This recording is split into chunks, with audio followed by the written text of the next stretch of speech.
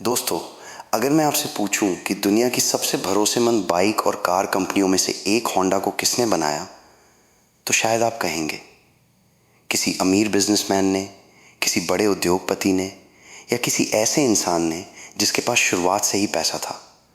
लेकिन सच्चाई इससे बिल्कुल उल्टी है। होंडा की शुरुआत एक ऐसे लड़के ने की थी जो गरीब था, जिसके कपड़े तक मशीन के तेल से भरे रहते थे, जो स्कूल में सबसे पीछे बैठता था, जिसे कई बार रिजेक्ट किया गया और जिसके पास अपना सपना पूरा करने के लिए पैसे नहीं थे। फिर भी उसी लड़के ने अपनी मेहनत, जिद और जुनून से ऐसा साम्राज्य खड़ा किया कि आज होंडा का नाम दुनिया के लगभग हर देश में लिया जाता है। ये कहानी है सोइचिरो होंडा की, उस इंसान की जिसने गरीबी को अपनी पहचान नहीं बनने दिया। 1920 के दशक का जापान, एक छोटा सा गांव, वहीं पैदा हुआ सोइचिरो होंडा। उनके पिता साइकिल रिपेयर की छोटी सी दुकान चलाते थे। घर इतना अमीर नहीं था कि बड़े सपने आसानी से पूरे हो जाएं, लेकिन बचपन से ही सोइचिरो को मशीनों से प्यार था। जब दूसरे बच्चे खेलते थे, वो घंटों तक साइकिल, इंजन और औजारों को देखते रहते थे। कहते हैं कि पहली बार जब उन्होंने एक कार देखी तो वो उसके पीछे पीछे दौड़ पड़े, क्योंकि उन्हें उस मशीन से निकलती आवाज़ और तेल की खुशबू तक पसंद आ गई थी।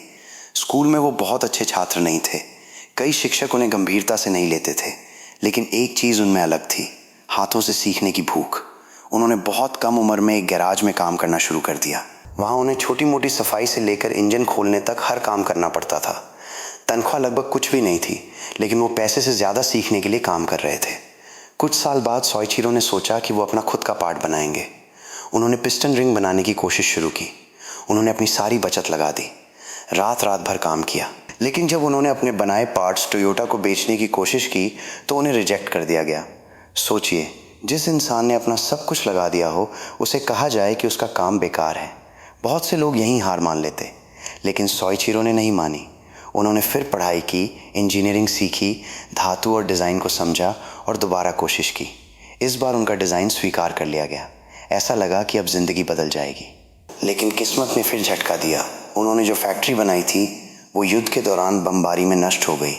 जो बचा था वो भूकंप में टूट गया। अब आप सोच रहे होंगे कि शायद कहानी यहीं ख़त्म हो गई होगी। नहीं, असली होंडा यहीं से शुरू होती है।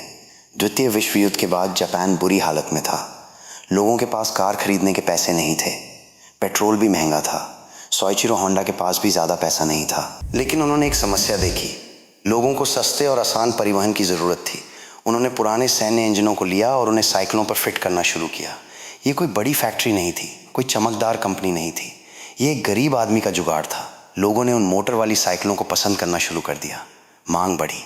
1948 में उन्होंने होंडा मोटर कंपनी की स्थापना की। ध्यान दीजिए, ये कंपनी किसी आलीशान ऑफिस से नहीं, बल्कि संघर्ष, असफलता और जिद से पैदा हुई थी। अब सोइचिरो होंडा सिर्फ मशीन नहीं बना रहे थे, वो एक सोच बना रहे थे। उनका मानना था कि अगर उत्पाद आम आदमी की ज़िंदगी आसान नहीं बनाता तो उसका कोई मतलब नहीं। इसी सोच से होंडा ने ऐसी मोटरसाइकिलें बनाई जो सस्ती, भरोसेमंद और ईंधन बचाने वाली थीं। 1958 में होंडा ने सुपर कब लॉन्च की। शुरुआत में लोगों को लगा कि ये छोटी बाइक ज़्यादा सफल नहीं होगी, लेकिन वही सुपर कब इतिहास की सबसे ज़्यादा बिकने वाली मोटरसाइकिल बन गई। लाखों नहीं, करोड़ों लोगों की ज़िंदगी बदल गई। दूध वाले, छात्र, छोटे व्यापारी, ऑफिस जाने वाले लोग, हर किसी के लिए होंडा एक भरोसा बन गई। लेकिन सोइचिरो यहीं नहीं रुके। उन्होंने कहा था, सक्सेस इज़ 99% फेलियर, यानी सफलता 99% असफलताओं से बनती है। यही वजह थी कि होंडा लगातार नए प्रयोग करती रही। कंपनी ने रेसिंग में हिस्सा लिया, इंजन तकनीक सुधारी और दुनिया को दिखाया कि जापान सिर्फ सस्ते उत्पाद नहीं, बल्कि बेहतरीन इंजीनियरिंग भी दे सकता है। फिर आया वो दौर जब होंडा ने कारों की दुनिया में कदम रखा। लोग हंसे।